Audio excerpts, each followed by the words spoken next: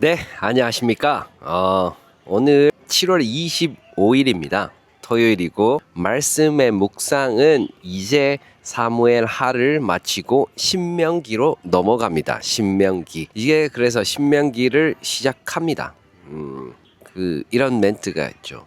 제가 조슈아 트리를 국립공원을 갔었는데, 그게 사막이잖아요.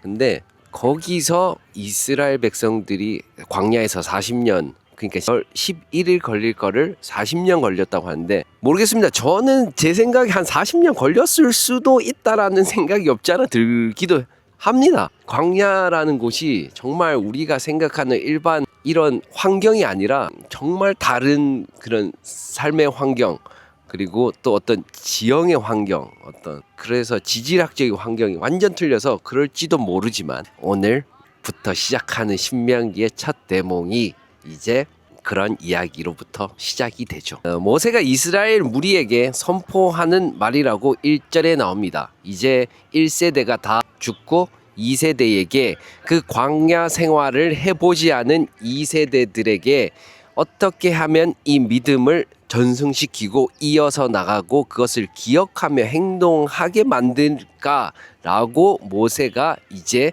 그 2세대들에게 말씀을 선포를 하죠. 신명기는 두 번째 율법이라고 합니다. 두 번째 율법. 첫 번째 율법은 이제 출애굽기부터 민수기까지를 이렇게 이야기하고, 또 그 신명기는 다시 그것을 이야기한다. 그래서 두 번째 율법이다. 이스라엘 백성에게 믿음의 대상이 누구인지, 그리고 이 믿음을 어떻게 전승해야 하는지 알려주는 내용입니다. 그래서 이번에 신명기를 자칼입니까? 네, 자칼 타임으로 이름을 지었습니다. 자칼이라는 것은 히브리어로 기억하라. 그러니까 그 광야 생활을 하던 이스라엘 백성이 하나님을 의존하고 하나님을 의지하면서 살아갔던 내용을 기억하라. 그 망각을 가장 위험한 것으로 생각을 하고 하나님을 항상 기억하며 살아라 라고 이야기해주고 싶어서 신명기를 이야기를 했지 않습니까? 그래서 이번에는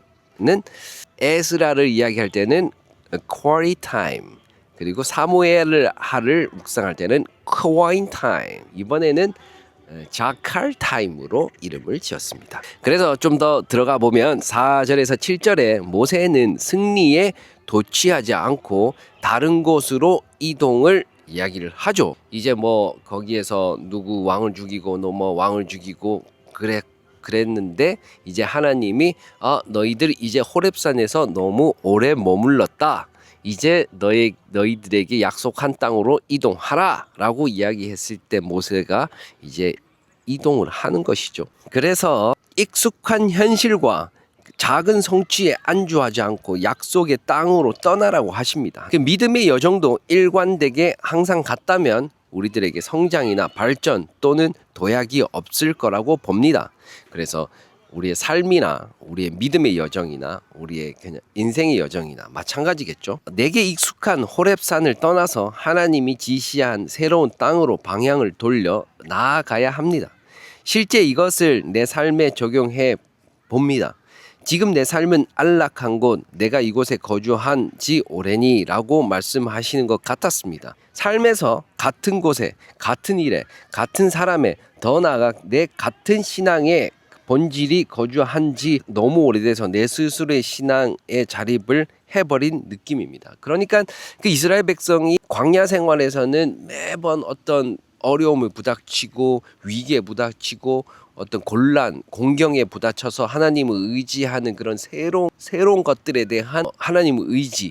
근데 이제 같은 것을 계속했을 때는 하나님을 의지하지 않고 스스로 자립해서 내가 이제 해야 되겠다라는 그런 마음이 생긴다는 것이죠. 저도 마찬가지입니다. 그래서 내 스스로의 신앙에 자립을 해버린 느낌입니다. 광야에서 의지하여야만 했던 삶의 순간이 이제는 스스로 살아갈 수 있다는 정체성의 변화를 느껴버렸습니다. 이제 저도 호렙산을 떠나 약속하신 땅으로 이동해 보겠습니다. 제 사업도 움직임을 갖고 내 삶의 패턴도 새로운 곳으로 떠나고 영적인 이동도 시작해 보려고 합니다. 이 신명기의 말씀 묵상을 통해서 신명기를 이제 묵상하면서 기억하고 행동하고 전승을 받겠습니다. 이게 핵심이죠.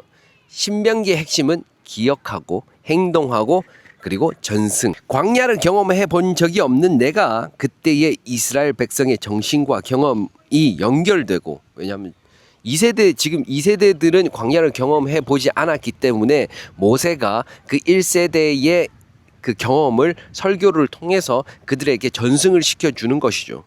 마찬가지입니다. 오늘 이 신명기의 말씀 묵상이 이스라엘 백성의 경험과 교육을 통해서 저에게 연결되고 하나님의 뜻을 실천하며 다음 이들에게 넘겨주도록 저도 말씀 묵상을 적용을 해보겠습니다. 일단 오늘 나의 비즈니스에서 새로운 것을 시도해 보려고 합니다. 그리고 나의 삶에서도 새로운 시도를 해보려고 합니다. 예를 들면 2절에 11일만 가는 길을 40일에 갔다고 했습니다. 이것은 능력의 부족보다 결정의 미룸에 가깝습니다. 이제 결정의 미룸이 나쁜 버릇을 깨버리고, 그러니까 결정의 미룸의 나쁜 버릇을 깨버리고 호렙산에서 하나님이 약속한 땅으로 이동해 보겠습니다. 이미 주려고 하신 땅을 우리는 보유하고 있습니다. 이제 그 땅을 차지하기만 하면 되는데 어떤 나쁜 버릇, 결정의 미룸을 통해 그 실천을 하지 못하는 우리의 모습을, 나의 모습을 반성해 봅니다. 그래서 이번 신명기 묵상이 나에게 새로운 땅을, 그리고 준비된 땅을 차지할 좋은 기회입니다. 그래서 저희의 모토, 기억하고 행동하고 전승하자라는 것을 모토로 삼아서 이 신명기를 묵상을 해보도록 하고, 내 삶에서 어떤 결정의 미룸, 예를 들면 비즈니스에서 내가 원래 할 수 있었던 것인데 계속해서 미루는 그런 습관, 버릇, 하기만 하면 이미 돼 있는데 어떤 그런 것들을 실천을 하려고 노력을 해 보겠습니다. 그리고 지금도 그렇게 하려고 조금 시도를 했는데 스스로에게 어떤 작은 성취를 줘서 만족하는 그런 부분이 있지만 오늘이 첫날입니다. 이제 신명기를 통해서 내 삶을 다시 한 번 더 기억하고 행동하고 그리고 전승하는 그런 삶을 한번 살도록 해보겠습니다. 네, 그렇습니다. 여러분, 우리의 삶에서 언제나 위험과 안락과 안주하는 그런 삶은 편합니다. 하지만 발전과 도약이 없죠. 그래서 신명기를 말씀 묵상을 통해서 나도 그런 것들을 도약하기 위해 한 번 더 묵상을 해보도록 하겠습니다. 오늘도 행복하고 즐거운 하루 보내시고 기쁘고 그리고 가치와 의미가 있는 카이로스의 삶을 살길 바라면서 오늘 하루도 우리는 죽어가고 있습니다. 그러니 오늘 하루를 아끼고 의미 깊은 그런 날을 보내시기를 바라고 저도 그렇게 살아보겠습니다. 네, 오늘도 파이팅 하시고 감사합니다. 내일 뵙겠습니다.